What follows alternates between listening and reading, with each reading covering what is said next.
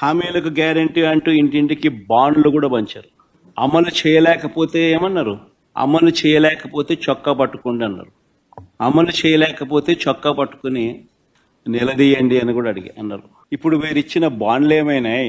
ఇప్పుడు వీరు చెప్పిన మేనిఫెస్టో హామీలు ఏమైనాయి? వీరు పంచిన పాంప్లెట్స్ ఏమైనాయి? ఎవరి చొక్కా పట్టుకోవాలి? ఈ 9 నెలల కాలంలో చంద్రబాబు నాయుడు గారి పాలనలో మనం చూస్తూ ఉన్నది ఇది.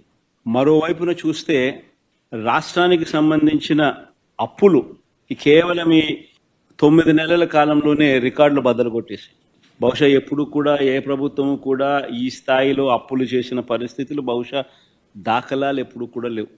ఆ స్థాయిలో రికార్డులు బద్దలు కొట్టేశారు. 9 నెలల కాలంలోనే బడ్జెటరీ అప్పులే, అంటే with in the purview of FRBM పరిధిలోకి వచ్చే బడ్జెటరీ అప్పులు, అంటే public account and public debt అప్పులే అక్షరాల ఈ 9 నెలల కాలంలో 80,827 కోట్లు. ఇవి కాక ఈ 9 నెలల్లోనే అమరావతి పేరు చెప్పి ఇప్పటికే తెచ్చిన అప్పులు, తేబోతున్న అప్పులు ఈ రెండు మరో 52,000 కోట్లు.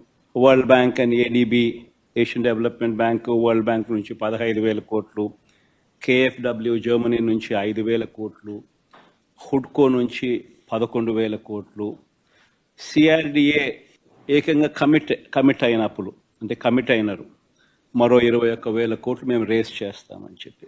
సో చేసిన అప్పులు, చేయబోతా ఉన్న అప్పులు, రాజధాని పేరు చెప్పి మరో 52,000 కోట్లు.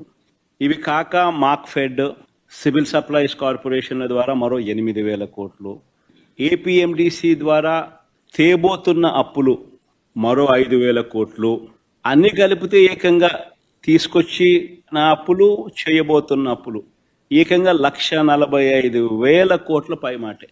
ఇది నిజంగా ఒక రికార్డు. ఇది ఇంకో రికార్డు, ఎవరు బద్దలు కొట్టలేనంత పెద్ద రికార్డు. ఇన్ని అప్పులు చేసిన సూపర్ 6, సూపర్ 7 ఇచ్చారా?